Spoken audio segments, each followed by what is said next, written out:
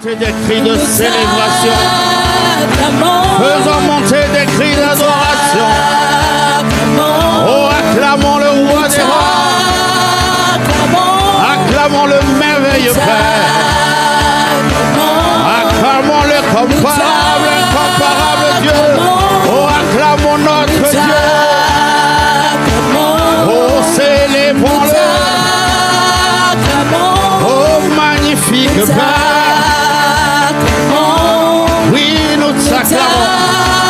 Nous t'élevons, nous te célébrons. À toi qui as conduit nos pas, ce lieu ce matin. Toi qui as jugé bon de nous compter parmi les vivants ce matin. Toi qui as pris soin de nous durant toute cette semaine. Toi qui nous as portés à ma paix. Oh, ce matin nous t'acclamons. Ce matin nous te célébrons. Ce matin, un peuple reconnaissant fait monter, oui, des acclamations. Ô roi des rois, ô merveilleux Père, l'admirable conseiller, celui qui nous fortifie, celui qui bâtit en nous, celui qui est en train de lever une armée dans le 78. Oui, nous t'acclamons. Nous t'acclamons, nous t'acclamons.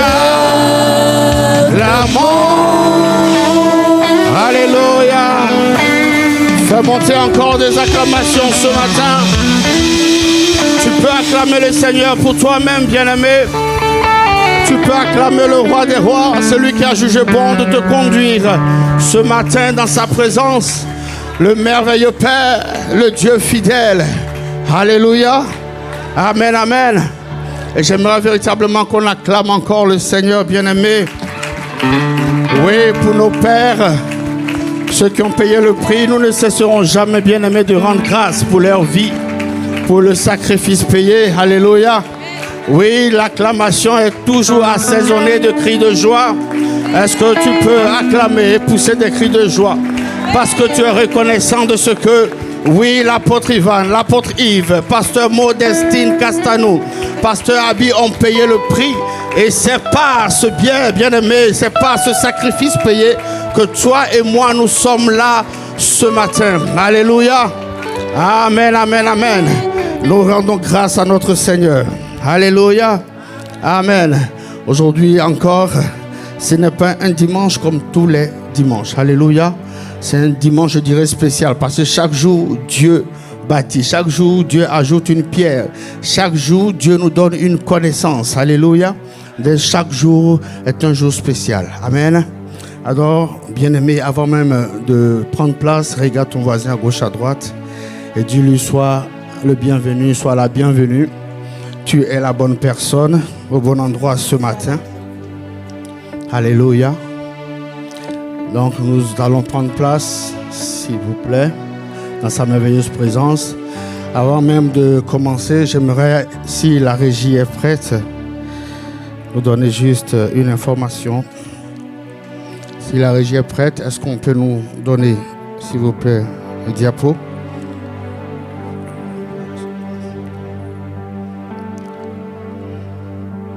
Seigneur, en toutes choses, nous te rendons grâce. En toutes choses, nous te rendons grâce.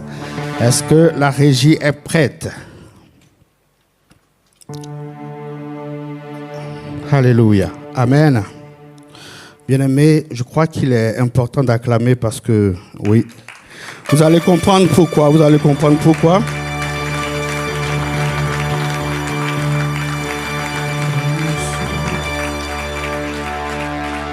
Seigneur, tu as dit en toutes choses de te rendre grâce. Et nous voulons rendre grâce véritablement.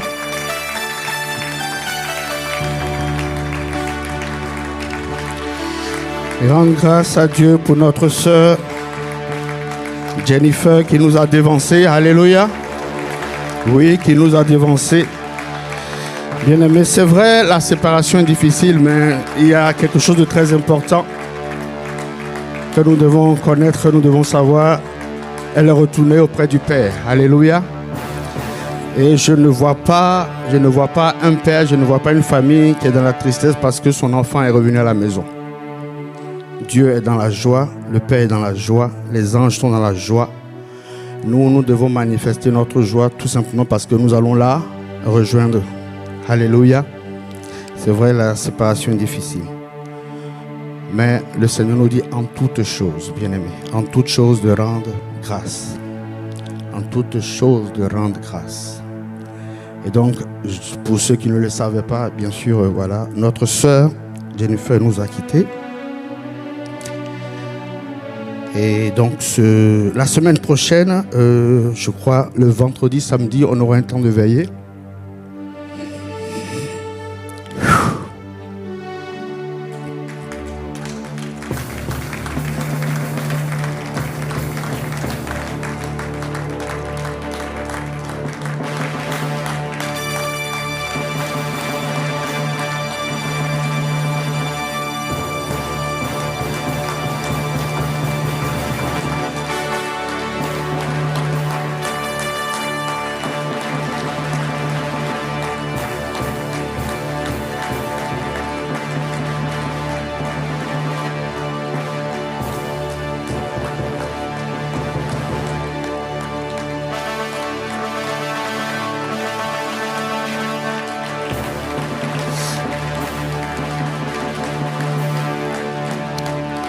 Alléluia. On aura un temps de veiller et donc j'invite donc tout le monde à y participer et surtout à contribuer parce que nous avons un compte Litchi qui a été mis à disposition pour toute l'assemblée. Nous devons accompagner dignement notre sœur. Amen. Amen. Amen. Que Dieu nous bénisse et surtout qu'il nous fortifie. Alléluia. Amen. Vous pouvez donc reprendre place dans sa merveilleuse présence.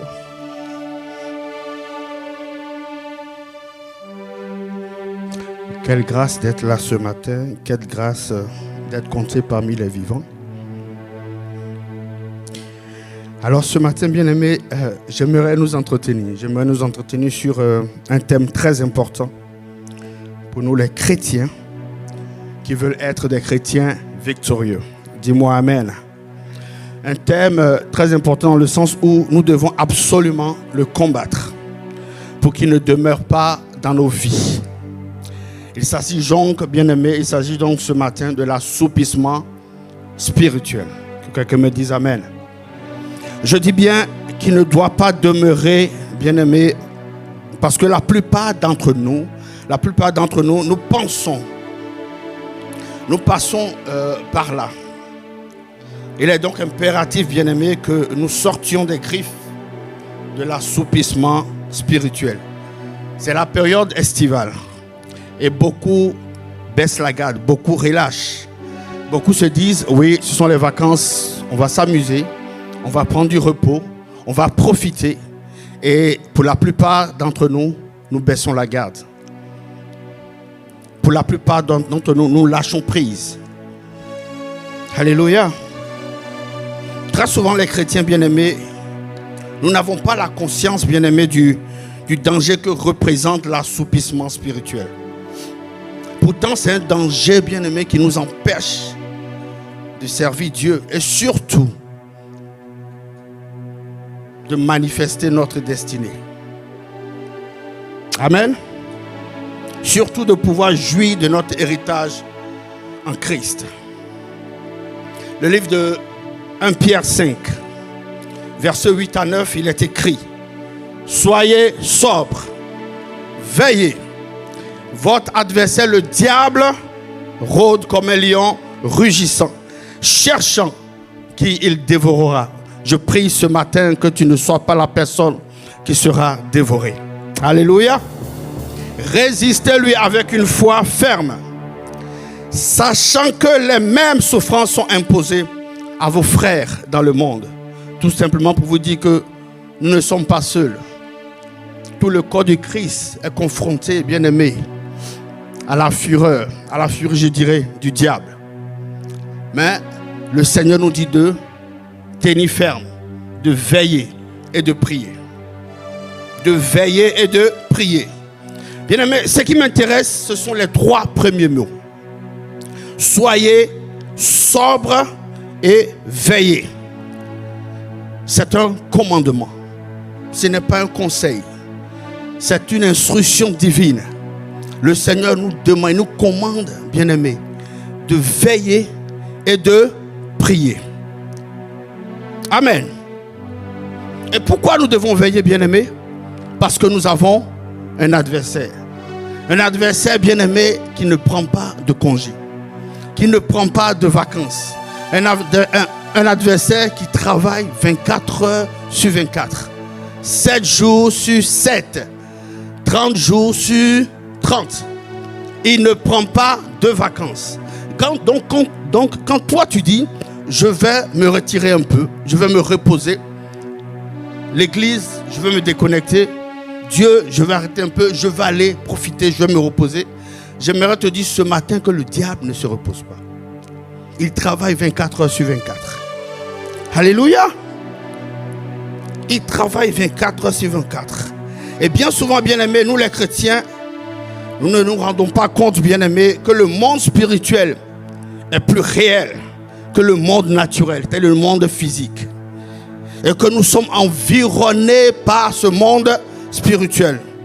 Nous ne prêtons pas attention au fait que le diable, comme ça a été décrit, est comme un lion, bien-aimé.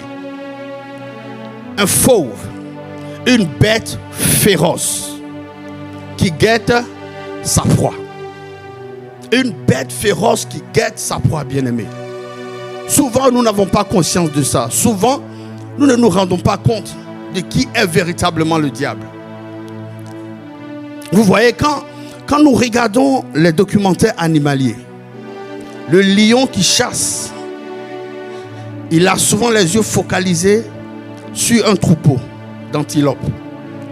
La personne, l'animal qui regarde, c'est l'animal qui est mis à l'écart. C'est l'animal qui est le plus faible. C'est l'animal qui semble traîner les pas. Alléluia. Bien-aimé, c'est comme nous les chrétiens. Notre vie de tous les jours, bien-aimé, le diable guette. Le diable regarde. Le diable est caché. C'est ce que la parole nous dit. Il rôde. Il regarde autour de nous. Il regarde autour de nos maisons. Il regarde autour du lieu où nous travaillons. Il regarde partout. Il guette. Alléluia. Je prie ce matin que la faiblesse, que la nonchalance ne soit pas ton partage. Le diable rôde, le diable guette. Amen. Bien-aimé, le diable ne va pas s'attaquer aux vaillants. Le diable ne va pas s'attaquer à ceux qui connaissent leur identité. Et quand bien même il le fait, il est confronté à une riposte. Quand bien même il le fait, il est confronté à une riposte. Nous pouvons le voir, bien-aimé. Lorsqu'il s'est attaqué à Jésus, il est écrit dans la Bible, dans Luc 4, verset 13, après l'avoir tenté de toutes ses manières, le diable a tout essayé, bien-aimé. Après l'avoir tenté, le diable s'éloigna de lui jusqu'à un moment favorable. Jusqu'à un moment favorable, bien-aimé. Jésus connaissait son identité. La parole dit qu'il a essayé de toutes ses manières. Nous allons voir rapidement dans le livre bien-aimé de Luc 4, à partir du verset 1, il est écrit: Jésus, rempli du Saint-Esprit, revient du Jourdain et il fut conduit par l'Esprit dans le désert, où il fut tenté par le diable pendant 40 jours. 40 jours. Il ne mangea rien. Alléluia. Il ne mangea rien durant ces jours-là. Et après qu'il eut écoulé, il eut faim. Le diable lui dit: si tu es fils de Dieu, ordonne à cette pierre qu'elle devienne du pain. Jésus lui répondit, il est écrit, l'homme ne vivra pas seulement de pain. Alléluia. Le diable revient à la charge. Le diable ayant élevé, lui montra en un instant tous les royaumes de la terre. Et lui dit, je te donnerai toute cette puissance et la gloire de ces royaumes, car elle m'a été donnée. Dis avec moi, menteur. Oui, dis avec moi, menteur. Bien-aimé, tu es dans cette salle, je ne sais pas, tu viens du Togo, tu parles le Minan, tu viens du Congo, tu parles le Lingala, tu viens de la Côte d'Ivoire, tu parles une des dialectes, le BT. Mais je vous assure, le diable, sa seule langue, c'est le mensonge. Sa seule langue, c'est le mensonge. Il est le menteur. Même quand il te donne une parole qui est vraie, regarde derrière la motivation. Regarde derrière le projet. Il est le menteur. Alléluia. Et Dieu a dit, et le Seigneur Jésus a dit, il a dit, car elle m'a été donnée, et je te la donne à qui, et je la donne à qui je veux. Si donc tu te prosternes devant moi, elle sera tout à toi. Jésus lui répondit, il est écrit, tu adoreras le Seigneur, ton Dieu, et tu le serviras lui seul. Jésus connaissait son identité en Christ. Que quelqu'un me dise encore Amen. Amen. Le diable conduisit à Jérusalem, le plaça sur le haut du temple et lui dit, si tu es fils de Dieu, jette-toi d'ici en bas, car il est écrit, il donnera des ordres à ses gens, à ses anges à ton sujet. Alléluia. Afin qu'ils te gardent. Et ils te porteront sur les mains de peur que ton pied ne heurte comme une pierre. Comme je disais bien aimé, ça peut être la vérité. Oui, mais quelle est l'intention de Dieu?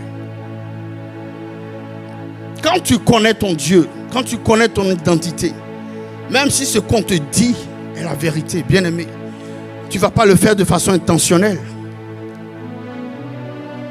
Le diable te dit, oui, la parole dit ça, c'est une vérité. Mais quand tu connais ton Dieu, tu ne le fais pas de façon intentionnelle. C'est pourquoi il a répondu, tu ne tenteras pas ton Seigneur. Bien-aimé, si Dieu t'a dit, s'il est écrit dans la parole que tu vas boire un breuvage mortel et tu ne vas pas mourir, bien-aimé, cela ne veut pas dire que tous les matins, tu dois te lever avec ta tasse de café, prendre du cyanure, mettre à l'intérieur et dire la parole de Dieu dit. Non, tu ne le fais pas de façon intentionnelle. Même si ce que le diable a dit, c'est la vérité, même si c'est écrit dans la Bible, bien-aimé, Dieu sait pourquoi il a dit cela. Certainement, il y a un jour où ça va arriver. Certainement, il y a un moment qui va arriver. Et à ce moment précis, bien-aimé, il va ordonner à ses anges de te porter. Alléluia. Il va ordonner à ses anges de te garder. Il va ordonner à ses anges de te fortifier. Mais tu ne le fais pas de façon intentionnelle. Tu ne tentes pas le Seigneur ton Dieu, bien-aimé. Alléluia. Le diable est un menteur. Même quand il te dit bonjour, prends le temps de méditer là-dessus avant de répondre. Prends le temps de méditer là-dessus avant de répondre. Amen. Donc il est écrit, après l'avoir tenté de toutes ses manières, le diable s'éloigna de lui jusqu'à un moment favorable. Dis avec moi, un moment favorable. Jusqu'à un moment favorable. Et bien aimé, j'aimerais te dire ce matin que le moment favorable pour le diable, c'est le moment où nous sommes assoupis. C'est le moment, bien aimé, où nous baissons la garde. C'est le moment où nous lâchons prise. C'est le moment où nous ne prenons plus le temps de prier, de méditer la parole. C'est ce moment qui est favorable pour Dieu, pour le diable. Alléluia. Alors, bien-aimé peuple de Dieu, c'est quoi l'assoupissement? C'est quoi l'assoupissement? Nous allons définir l'assoupissement. Il est écrit que c'est un état d'affaiblissement. de sommeil en longueur de journée, de fatigue chronique, physique, morale et spirituelle. C'est un état de somnolence, de nonchalance. Alléluia. De lourdeur spirituelle. C'est un état de paresse. Dans tous ces mots qui viennent d'être cités, bien-aimés, regarde, il y a forcément un mot qui te parle. Et dans la plupart des cas, bien-aimés, on a tendance à parler du repos. Non, je me repose. La nonchalance, la fatigue, la paresse. J'aimerais te dire ce matin que ce n'est pas le repos. C'est l'assoupissement. Ce n'est pas le repos, c'est l'assoupissement. J'aimerais tout de même faire la différence entre le repos et l'assoupissement. Tu vas comprendre. Le repos et l'assoupissement, ce sont deux notions qui sont quelquefois similaires, mais qui sont diamétralement opposées. Amen. Qui sont diamétralement opposées. Le repos vient de Dieu. Dis-moi amen. Et l'assoupissement est une ruse que le diable utilise, bien-aimé, pour t'attaquer, pour te nuire, pour te détruire. Genèse 2, versets 2 à 3, il est écrit. Genèse 2, verset 2 à 3, il est écrit. Dieu acheva au 7e jour. Je tiens à préciser, c'est le 7e jour. Ce n'est pas le 6e jour.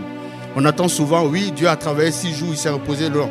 Il a achevé le 7e jour, son œuvre. Amen. Qu'il avait faite. Et il se reposa au 7e jour. Il a fini son œuvre le 7e jour. On peut dire qu'il a fini son œuvre avant midi. Alléluia. Et l'après-midi, il a décidé de se reposer. Amen. Donc quand tu es quelque part, ne dis pas non, Dieu a fait son œuvre en 6 jours. Ce n'est pas vrai. C'est écrit dans la parole. Il a terminé son œuvre le 7e jour. Et il a décidé de se reposer le 7e jour. Dieu bénit le 7e jour et il le sanctifia. Parce qu'en ce jour, il se reposa de toute son œuvre. Dieu a mis ce jour à part.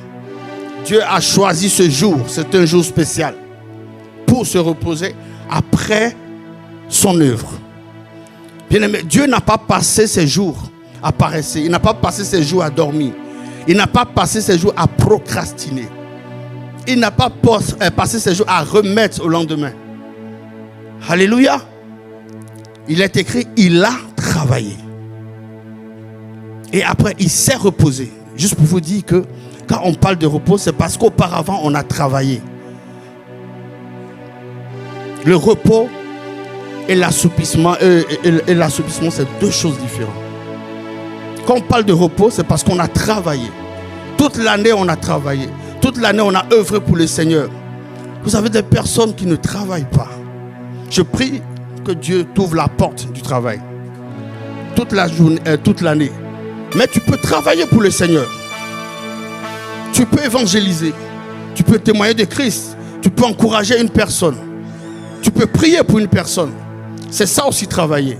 Donc nous avons des personnes qui ne travaillent pas. Que ce soit dans le monde, que ce soit pour le Seigneur. Bien-aimés. Mais qui se permettent de prendre du repos. Non. Qu'est-ce que tu as fait durant toute l'année? Rien. J'ai tourné sur moi-même. J'ai tourné en rond. Mais quand ce sont les vacances d'été, tu es le premier à être excité. Je vais prendre du repos. Mais tu as travaillé à quel moment, bien-aimé?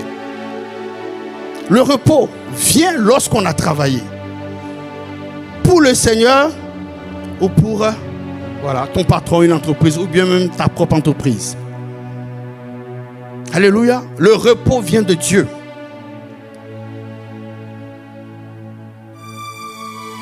Il a travaillé Dieu. Il a créé. Il a œuvré.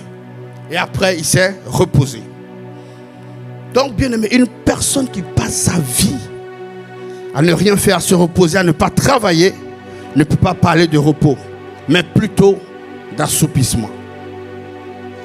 Plutôt d'assoupissement, bien aimé. Une autre caractéristique du repos. Marc 6, verset 30 à 32. Il est écrit: les apôtres s'étant rassemblés auprès de Jésus, lui racontèrent tout ce qu'ils avaient fait et tout ce qu'ils avaient enseigné. Jésus leur dit, venez à l'écart dans un lieu désert et reposez-vous un peu. Dis avec moi, reposez-vous un peu. Car il y a beaucoup d'allants et de venants, et il n'avait même pas le temps de manger, bien-aimé. Il partit donc dans une barque pour aller à l'écart dans un lieu désert. Ici, bien-aimé, les apôtres sont partis évangéliser. Les apôtres sont partis travailler, sont partis œuvrer. Et ils sont revenus voir Jésus, leur dit, voilà ce qu'ils ont fait, voici le travail qu'ils ont fait.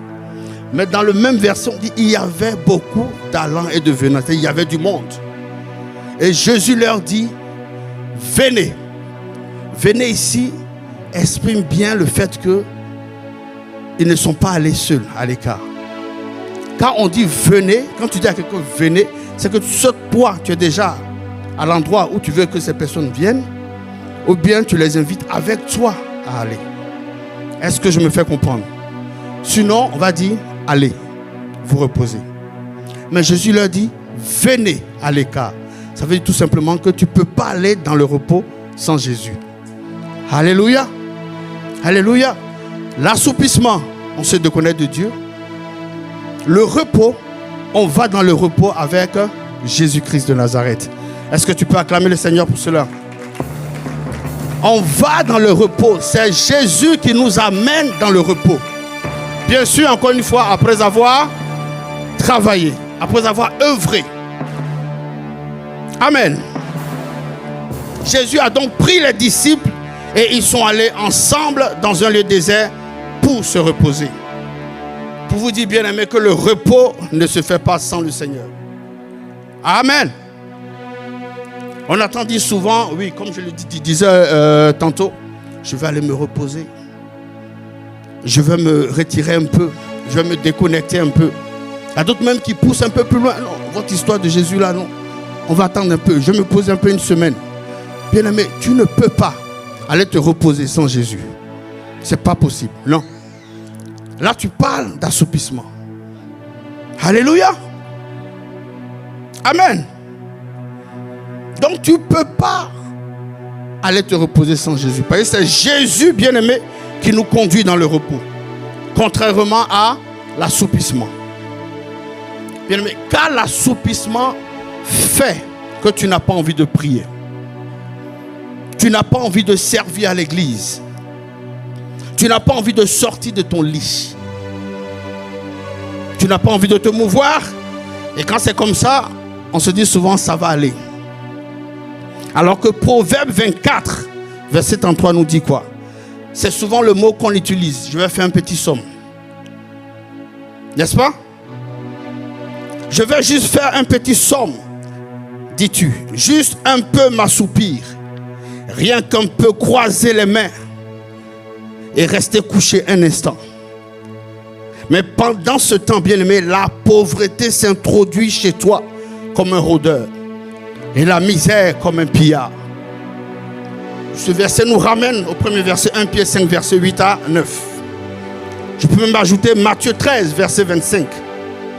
Mais pendant que les gens dormaient, pendant que tu étais déconnecté, pendant que, bien-aimé, tu manquais de prière, tu ne méditais pas la parole, bien-aimé, son ennemi vint, sema de l'ivraie parmi le blé et s'en alla.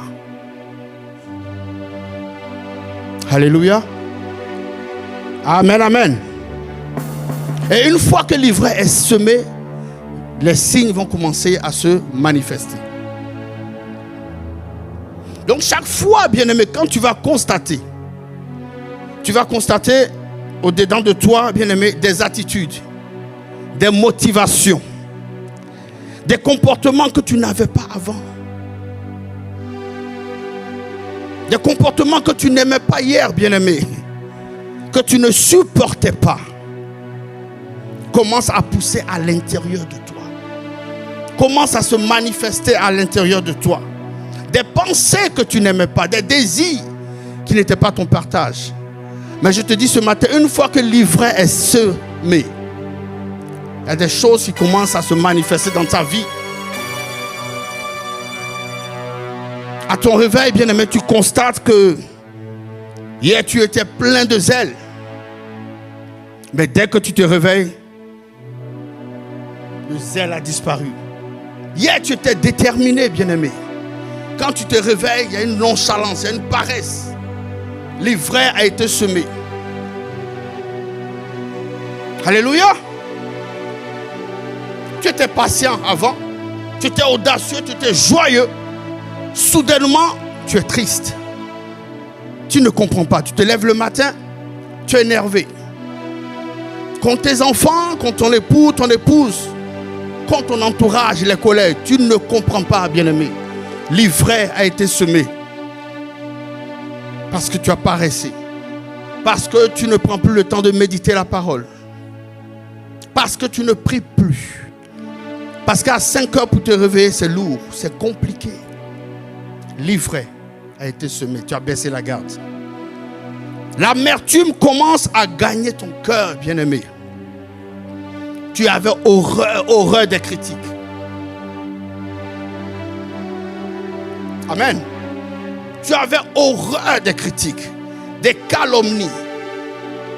Mais bizarrement, une fois que l'ivraie est semée, bien-aimé, quand les personnes critiquent, c'est vrai, tu ne parles pas. Mais cela ne te gêne plus. Tu es assis au milieu d'elles, de ces personnes. Alors que la Bible nous dit quoi, bien-aimé? Dans Psaume 1, verset 1. Heureux l'homme qui ne marche pas selon le conseil des méchants, qui ne s'arrête pas sur la voie des pécheurs et qui ne s'assied pas en compagnie des moqueurs.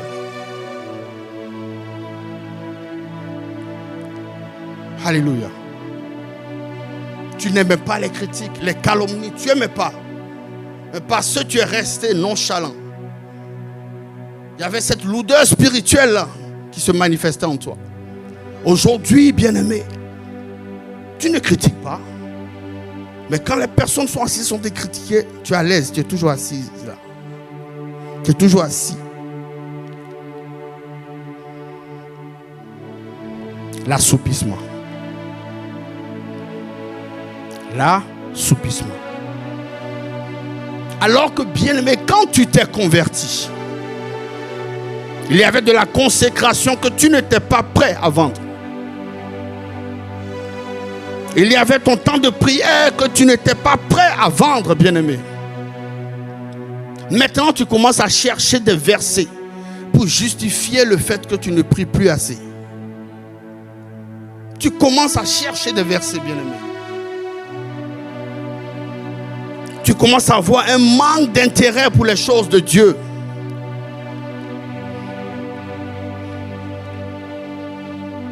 Alléluia.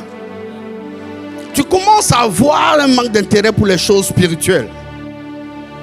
Tu trouves que la prière est trop longue. Oui, 24 heures de prière. Waouh. 48 heures de prière, c'est trop long. Alors 72 heures, tu es prêt à faire un AVC. Tu trouves que c'est trop long, bien-aimé. Tu trouves que le message est trop long. Je vais essayer d'être dans le temps. Tu trouves qu'on chante trop. Les chants de Yakou. Tu trouves qu'on chante trop, bien-aimé. Tu trouves que c'est trop long le culte pour un dépassement d'1 minute.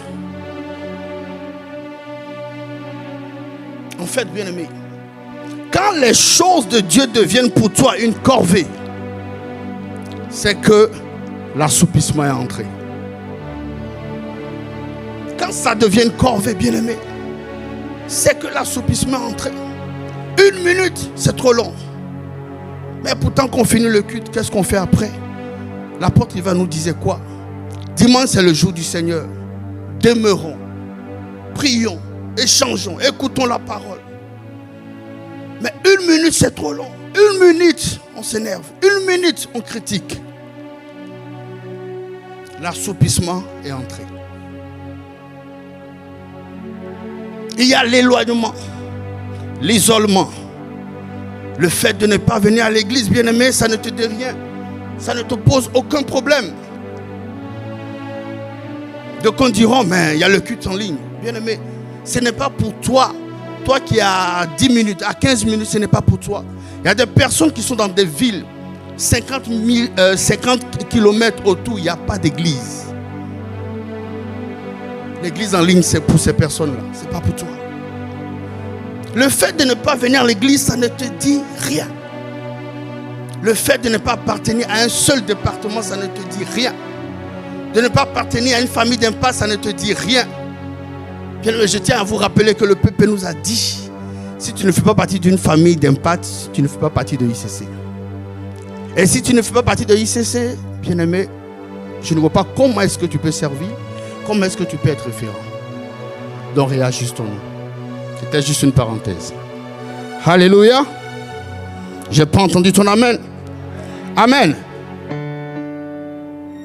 Lorsque des choses qui ne sont pas importantes pour Dieu prennent de la place dans ton cœur, c'est que l'assoupissement est entré en toi. Tu passes 4 heures facilement sur les réseaux sociaux à scroller. 4 heures facilement, à l'aise. Mais tu n'arrives pas à passer 15 minutes à lire la Bible de façon concentrée. 15 minutes, tu n'arrives pas à le faire. Tu n'arrives pas à te disposer, bien-aimé, 30 minutes pour prier. Église en prière, pas connecté. Monte ici à midi, pas connecté. Monte ici à minuit, pas connecté. Même tes prières personnelles, c'est compliqué. L'assoupissement est entré. Un manque de révérence au Seigneur. Venez, la période estivale, c'est un piège. C'est un vrai piège, bien aimé. Oui, nous entrons dans la familiarité avec le Seigneur. Nous baissons les bras, nous lâchons prise, nous baissons la garde. La parole dit que le diable rôde. Rôde comme un lion.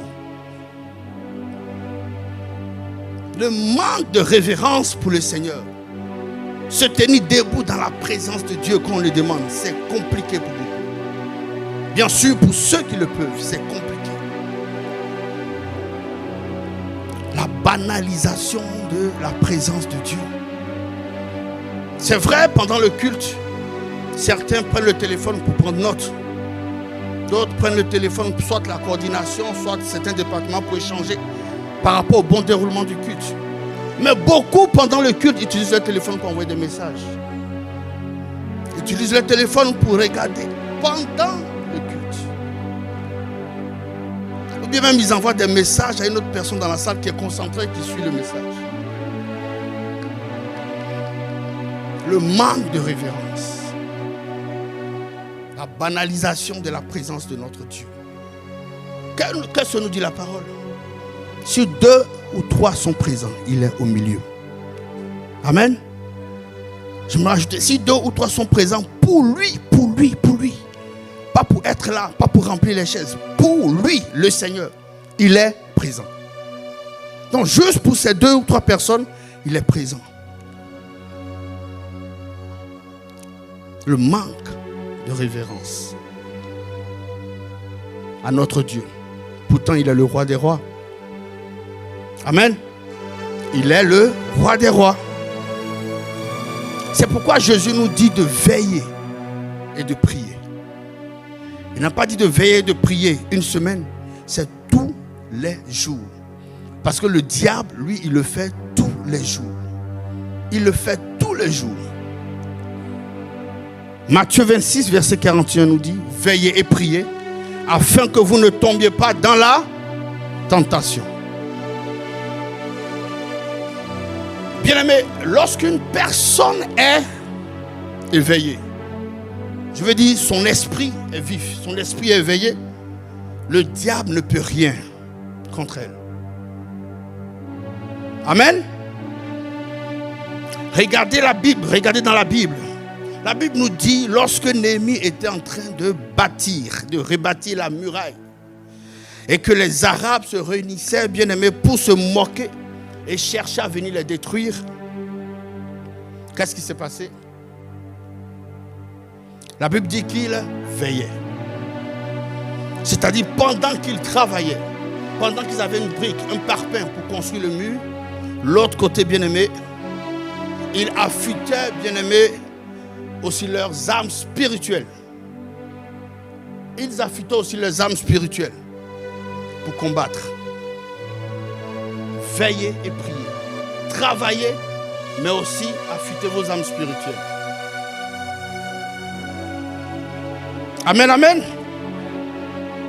Ils affûtaient les âmes spirituelles pour se protéger et ne pas permettre que l'assoupissement les gagne.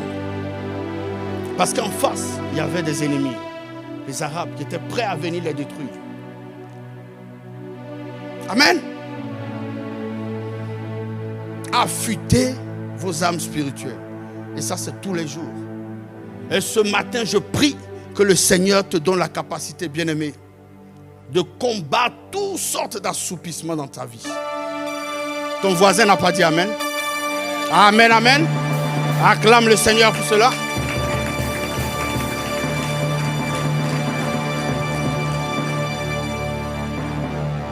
Alors, quelles sont les sources, bien-aimés? Quelles sont les sources de l'assoupissement? Parce que l'assoupissement, nous sommes tous passés par là. Alléluia. Nous sommes tous passés par là. Il y a un moment de faiblesse, un moment de relâchement. Et donc la question que nous devons nous poser, quelles sont les sources? Pourquoi on est arrivé là? Pourquoi on est arrivé là? Luc 21, versets 34 à 35 nous dit: prenez garde à vous-même. Prenez garde à vous-même pour que vos esprits ne s'alourdissent pas à force de trop bien manger, de trop boire et vous tracasser pour les choses de la vie. Sinon ce grand jour vous surprendra tout à coup. D'autres versions disent les excès du manger et du boire. Dis avec moi les excès. Oui, les excès du manger et du boire. Devant les grandes pizzas, diamètre 1 mètre, grande pizza. Quand tu commences, c'est difficile de t'arrêter. Je dis, ça parle à tout le monde. Moi-même, je suis concerné. Les marmites à locaux, de beignets, de mikaté, tout. Les saka. Quand on commence, c'est difficile de s'arrêter, bien aimé. La Bible dit l'excès de manger et de boire. Les gros sachets de chips. Quand tu ouvres, tu prends une tranche. Si le Saint-Esprit ne te gifle pas, tu vas aller jusqu'au bout.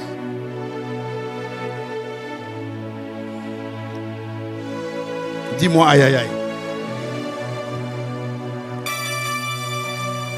Bien-aimé, l'excès c'est quoi? Le dictionnaire nous dit que c'est tout ce qui dépasse la quantité considérée. Ce qui est de trop. Quand tu es au-delà de ce que le récipient est capable de contenir. Alléluia. Comme disait notre Père l'apôtre Ivan, l'excès c'est comme la plénitude. C'est-à-dire la coupe est pleine. Et tout ce qu'on ajoute déborde. Donc tout excès de substance qu'on met dans le corps, bien-aimé, toute plénitude, toutes pensées qui ne sont pas les pensées de Dieu, toutes pensées qui ne sont pas les pensées de Dieu, bien-aimé, sont nuisibles pour l'esprit. Elles affaiblissent ton esprit. Alléluia. Ce que, bien-aimé, nous devons comprendre, c'est que la plénitude ou l'excès doit concerner le Saint-Esprit. Le Saint-Esprit, il n'y a pas de limitation. Le Saint-Esprit, c'est à volonté. Amen, amen. Est-ce que tu peux acclamer le Seigneur? Le Saint-Esprit, c'est à volonté. Il n'y a pas de limitation, bien-aimé. Donc, la plénitude et l'excès doivent concerner le Saint-Esprit. La plénitude du manger et du boire s'oppose à la plénitude du Saint-Esprit. Donc, bien-aimé, tu ne peux pas être plein du manger et du boire et aller prier. Ce n'est pas possible. Tu ne peux pas manger, être alcoolisé et prier.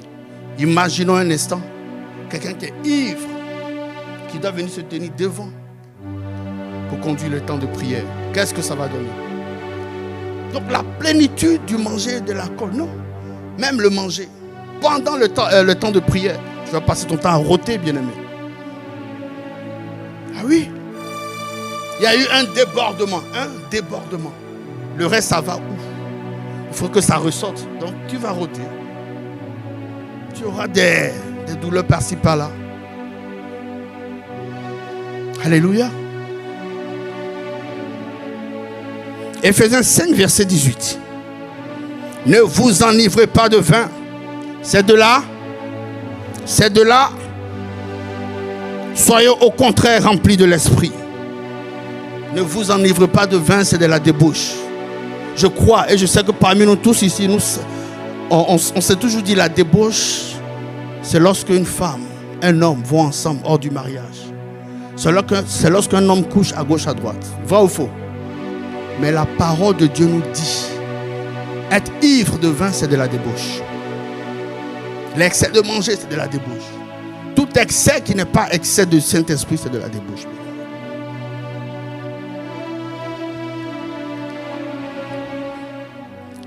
Ensuite, on a parlé donc de l'excès de manger, l'excès de boire. Ensuite, dans le même verset, il est dit, le fait de se tracasser. Le fait de se soucier. On ne le dit pas, on ne dit pas de ne pas avoir des pensées. Alléluia. Mais lorsque ça devient récurrent, jusqu'à ce que ça devienne un traumatisme, là c'est dangereux. Alléluia. Lorsque tu passes ton temps à ressasser la facture que tu as reçue, le loyer qui arrive, tu ne peux pas payer, mais tu passes ton temps à ruminer ça en toi. L'excès en tout, lui, je rappelle, sauf le Saint-Esprit. Amen. Ton loyer, ta facture, tes situations, le travail qui n'arrive pas, des tracasseries, des soucis, bien-aimés. Cela va affaiblir ton esprit. Amen, amen. Cela va affaiblir ton esprit. Si tu me suis encore une fois, dis-moi amen. Amen. Donc, bien-aimé, l'excès du manger et du boire, ainsi que les soucis, affaiblissent l'esprit. Et quand ton esprit est assoupi, c'est tout ton être. C'est tout ton être, bien-aimé, qui est vulnérable. Alors que la Bible nous dit quoi? C'est l'esprit de l'homme qui soutient dans la maladie. C'est l'esprit de l'homme qui le soutient dans la maladie. Quand tu passes par un moment de maladie, bien-aimé, il faut que ton esprit soit bien portant. Que ton esprit ne soit pas altéré. Que ton esprit soit connecté à l'Esprit de Dieu. Que tu reçoives de la bonne source. Que tu reçoives ce qu'il est convenable de recevoir. Des pensées, des angoisses. Bien-aimé, c'est l'esprit qui soutient l'homme malade. Alléluia. Tu as fait des prières. Ça, c'est aussi un autre signe. C'est aussi une autre source. Tu as fait des prières à Dieu et il n'a pas répondu. Bon, toi, tu te dis qu'il n'a pas répondu. Et tu te mets dans un état où tu commences à murmurer. où tu commences à murmurer contre Dieu, bien-aimé. Je n'ai pas eu d'exaucement. Je ne viens plus à l'église. Je ne prie plus. Je ne cherche pas Dieu. Bien-aimé, il est le maître des temps et des circonstances. Ton temps n'est pas son temps. Alléluia. Il sait à quel moment il va exaucer. Et tu commences à murmurer. Tu te retires de l'église. J'ai dit le lion guette la personne qui est mise à part. Le diable guette l'animal qui est plus faible. Tu sors de l'église. Tu murmures parce que tu n'as pas reçu les ossements. Alléluia. Tu es déçu de Dieu.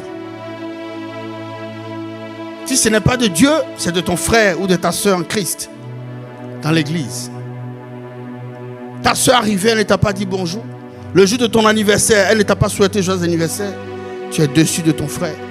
Tu es déçu de ta soeur. Tu es déçu même du pasteur. Bien-aimé, les pasteurs, ce sont des hommes.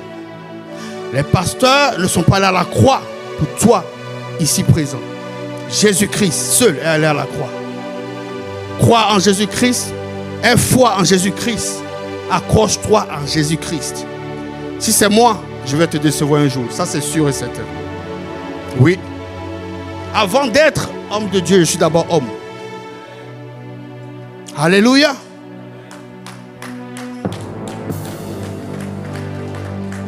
Il est écrit dans Jérémie 17, verset 5.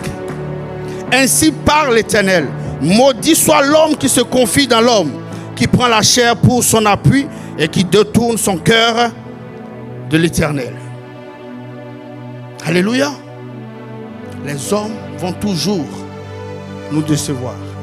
Il y a une seule personne qui ne déçoit pas. Jésus-Christ de Nazareth. Une seule personne.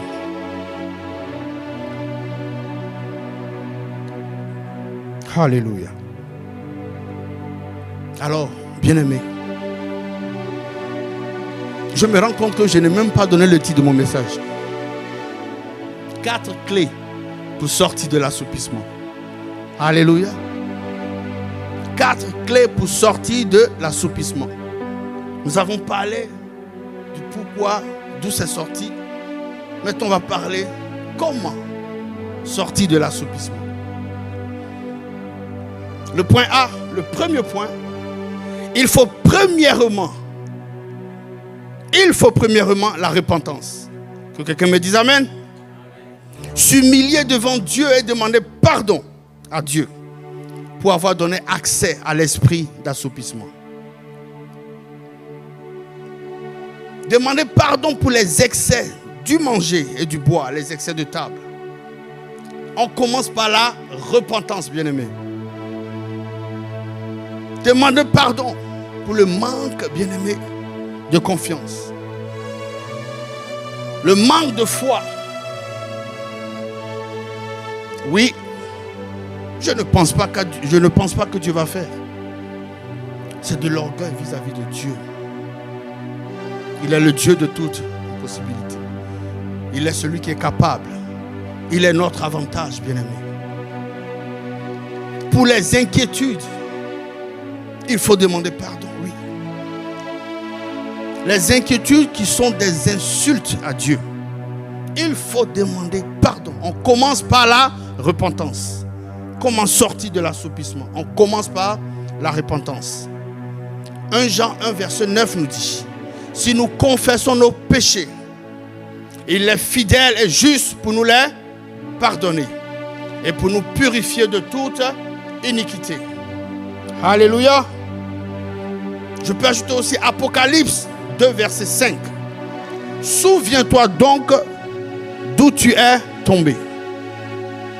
Repens-toi et pratique les premières œuvres. Alléluia. Pratique les premières œuvres. Sinon, je viendrai à toi et j'ôterai ton chandelier de sa place, à moins que tu ne te répands. Souviens-toi d'où tu es tombé. Est-ce que c'est pendant l'été? Est-ce que c'est parce que tu as baissé la garde? Est-ce que c'est parce que tu ne pries plus? Est-ce que c'est parce que tu t'es déconnecté, que tu ne médites plus? Souviens-toi de là où tu es tombé. Et pratique tes premières œuvres. Reviens à ton premier amour. Ce zèle que tu avais, cette détermination, cette soif. Reviens à ton premier amour. Alléluia. Amen. Tu veux sortir de l'assoupissement? Commence par t'humilier et demander pardon. Parce que ta foi, ta communion, ton service ont pris un coup. Dans tes pensées, Dieu doit être à la première place. Et c'est ce que nous dit la parole de Dieu. De chercher premièrement le royaume et sa justice. Et tout ce que nous voulons sera donné par-dessus tout. Tout ce que nous recherchons. Mais cherchons premièrement le royaume et la justice de notre Dieu.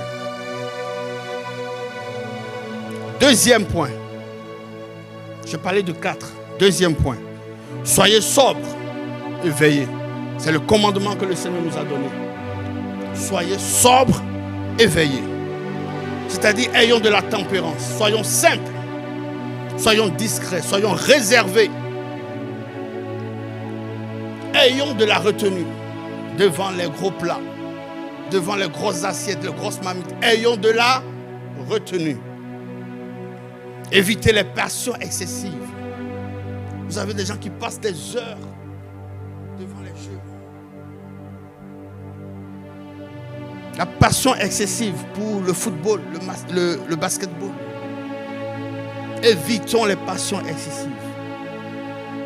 Il est difficile pour certains de faire un choix entre le culte et un match de football. Il est difficile pour beaucoup. On se dit le culte est en ligne, je vais regarder après, je vais suivre après. Mais il y a un match de football. La Champions League. Bien-aimés, évitons les passions excessives. Alléluia. Et nous devons travailler à former le caractère de Christ en nous. Nous devons travailler le caractère de Christ. Galates 5, 22.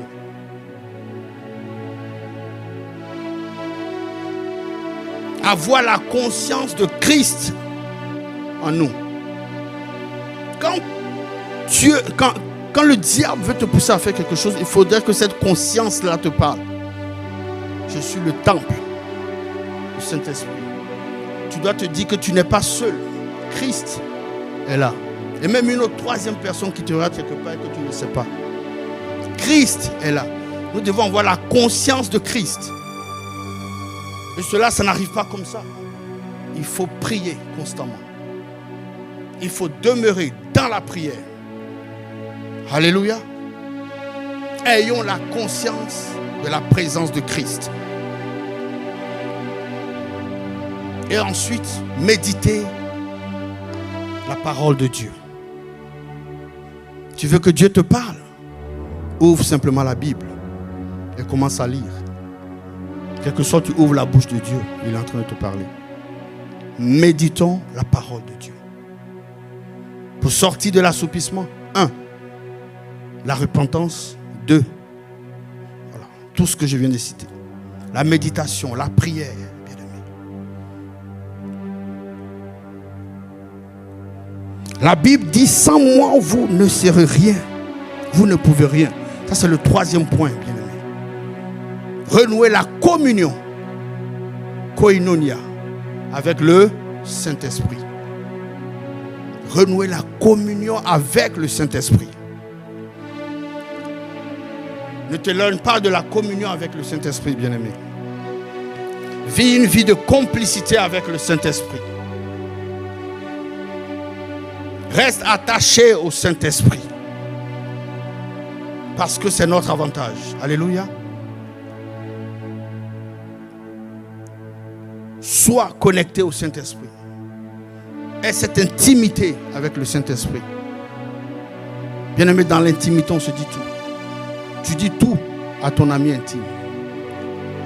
Et surtout le Saint-Esprit, c'est celui-là qui va nous instruire. C'est celui-là qui va te conduire, notre guide. Amen. C'est notre capacité. Donc renoue la communion avec le Saint-Esprit. Prends des temps d'intimité seul avec le Saint-Esprit. Quand tu entres dans ta chambre, quand tu t'enfermes pendant 2 jours, 24 heures, ne demande pas ce que tu veux, ne demande pas la voiture, la maison, non. Dieu, toi seul. Je te veux toi et toi seul. Ta présence. Ta présence. Rien d'autre. Alléluia. Tu peux partir avec des livres qui parlent de la présence de Dieu, qui parlent du Saint-Esprit. Tu peux partir avec des chants d'adoration qui parlent du Saint-Esprit. Rien que ça. Pas aller demander quoi que ce soit. Pas le mariage, pas la voiture, pas le travail. Le Saint-Esprit. Dieu seul. Je te veux toi et toi seul.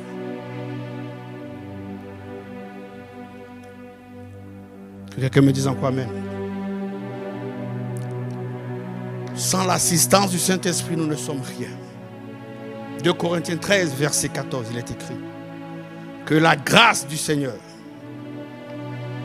l'amour de Dieu et la communion du Saint-Esprit soient avec nous. Alléluia.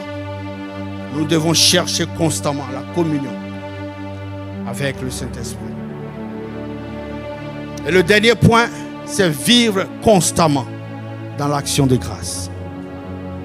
Amen, amen. Vivre constamment dans l'action de grâce.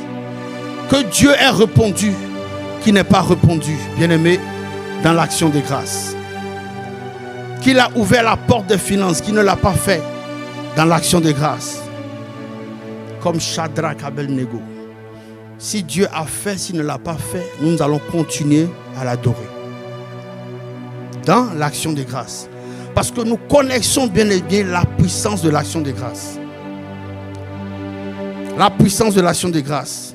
L'action de grâce va pousser la main de Dieu, va prendre la main de Dieu pour faire, pour augmenter, pour améliorer, pour parfaire ce qu'il a commencé.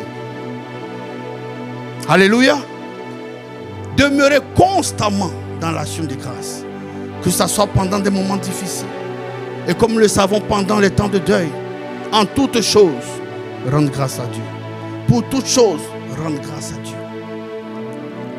Nous devons demeurer dans l'action de grâce. 1 Thessaloniciens 5, verset 18 nous dit: rendez grâce à Dieu en toutes choses, car c'est à votre égard la volonté de Dieu en Jésus-Christ. C'est à votre égard, c'est pour votre bien, c'est pour notre bien. Nous devons demeurer dans l'action de grâce. Alléluia. 4. Il y a certainement une plénitude, il y a certainement plein. Mais je vous parle ce matin de 4. Il est important de sortir de l'assoupissement spirituel. Bien-aimé, le diable désire une seule chose: que ta destinée ne soit pas manifestée. Oui. Donc il fera tout, que ça soit de façon subtile, mais il fera tout pour que tu baisses la garde, pour que tu lâches prise. Mais tu dois être un chrétien victorieux. Tu dois être un chrétien victorieux. Je n'attends pas ton amen. Tu dois être un chrétien victorieux. Tu dois être un renverseur d'obstacles. Tu dois être un tueur de géants, bien-aimé. Tu dois être un gagneur d'âmes. Oui, tu as été suscité, bien-aimé, pour gagner une multitude. Dieu ne t'a pas suscité en vain sur cette terre des hommes. Même si la moisson est grande, il y a peu d'ouvriers. Mais toi, tu dois être l'ouvrier. Tu dois être le vase que Dieu va choisir. Quel vase? Le vase qui ne manifeste pas l'assoupissement. Alléluia. Un vase rempli de zèle, de détermination, de force pour aller gagner les nations.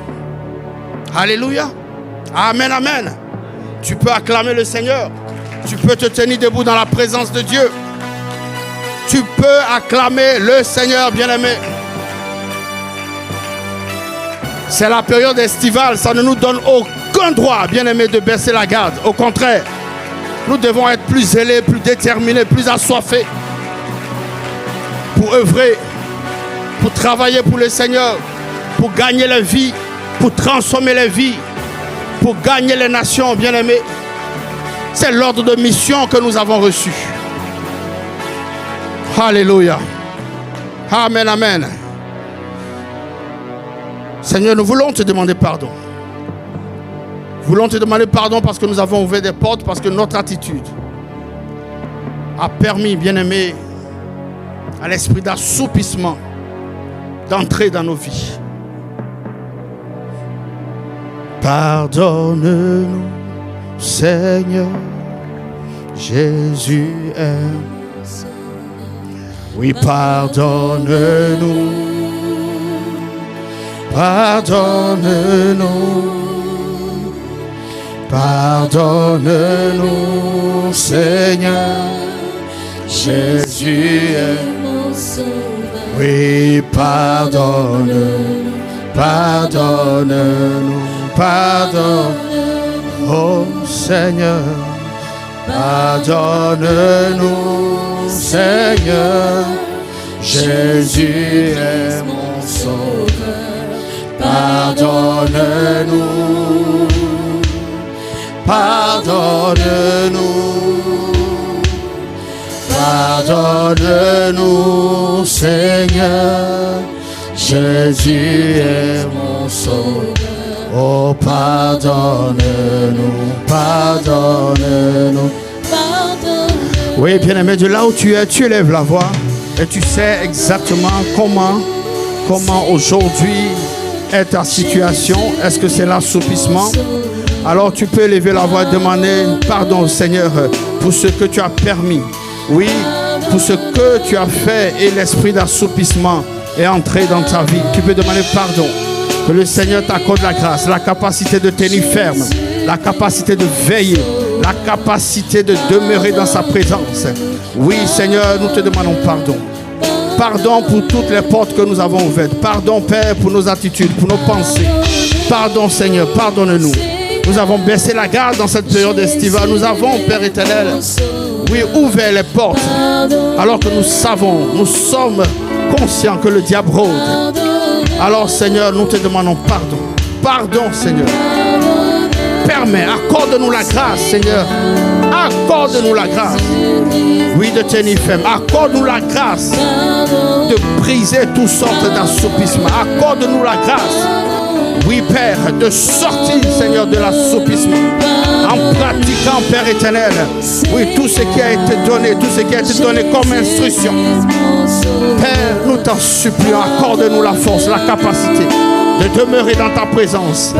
Oh, tendre Père, il n'y a que toi seul qui peux nous sortir de cette situation. Il n'y a que toi seul qui peut nous porter. Il n'y a que toi seul, Père, qui peut nous garder fermes, inébranlables.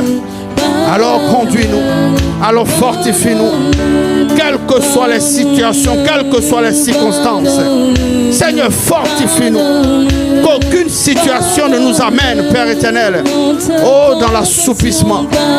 Il y aura certainement de la tristesse, certainement, Père éternel, des douleurs, mais nous devons nous relever, nous devons tenir ferme. Père, nous avons besoin de ton assistance. Oui, pardonne-nous. Oh, pardonne-nous. Oui, pardonne-nous. Pardonne-nous. Oh, Abba, pardonne-nous.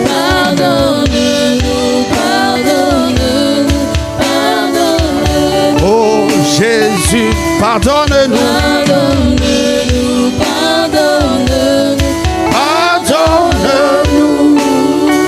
Ah, bien-aimé, tu peux faire monter les acclamations. Oui, je vois une personne qui était assoupie en train de sortir de cette situation, en train d'être relevée, en train d'être boostée, en train d'être formée. Oui, en train d'être déterminée pour l'œuvre de Dieu. Nous te rendons grâce, Père, de ce que tu es en train de bâtir, de ce que tu es en train d'œuvrer dans la vie, dans le corps, dans les pensées, dans les attitudes, dans les habitudes d'un frère ou d'une sœur. Merci, Père, pour ton amour. Merci pour ta fidélité. Merci, Abba. Gloire te soit rendue. Alléluia. Amen, amen, amen. Tu peux encore faire monter des acclamations. Oui, avant de déposer le micro, une seule question me vient à l'esprit. Bien-aimé, une seule question. Qui ici dans cette salle n'a pas encore accepté Christ comme son Seigneur et Sauveur? Qui ici dans cette salle n'a pas encore décidé de choisir Christ comme son guide? La parole nous dit qu'il est le chemin, la vérité et la vie. Alléluia.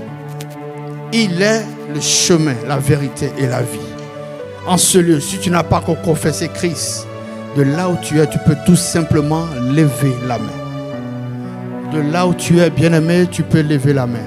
Maintenant, si tu es resté dans un état d'assoupissement, tu t'es déconnecté pendant un bon moment de Christ, tu peux aussi lever la main. Nous allons prier pour toi parce que tu veux te reconnecter avec Christ. Tu veux repartir avec lui. Tu as dit non, je prends une semaine, mais ça dure une année. Ça dure un temps assez long où tu t'es déconnecté, où tu ne pries plus véritablement, où tu ne prends pas de temps de méditation, de temps de communion avec le Saint-Esprit. Tu veux revenir, tu veux te reconnecter. Tu peux aussi lever la main. Nous allons te recommander à la grâce de Dieu. Alléluia. Maman, tu peux avancer. Mon frère, tu peux avancer. Est-ce que nous pouvons acclamer le Seigneur?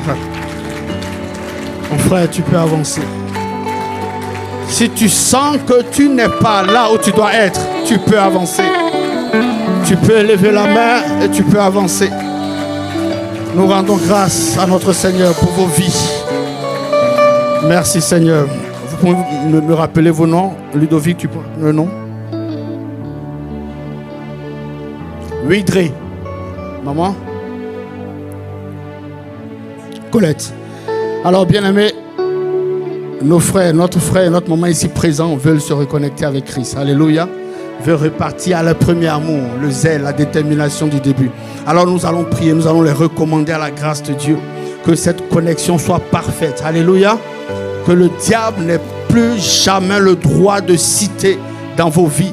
Et que l'assoupissement soit brisé au nom de Jésus dans vos vies. Élevons tous la voix, bien-aimés, et tendons la main. Un troisième frère, nous acclamons le Seigneur. Pour le frère Warren, Seigneur, élevons la voix, tendons nos mains vers nos frères, vers maman, et prions ensemble, prions ensemble, prions ensemble. Tendre Père, nous te rendons grâce pour Warren, pour Audrey et pour maman Colette. Seigneur, ils ont décidé, Père, de revenir à toi, de se reconnecter avec toi. Père éternel, alors agis puissamment, oh Père. C'est toi qui connais les forces et les faiblesses. C'est toi, Père éternel. Nous te recommandons leur vie. Père, prends le contrôle de leur vie. Prends le contrôle, Seigneur, de tout ce qu'ils feront. Que toute décision soit conduite et inspirée par toi, Abba.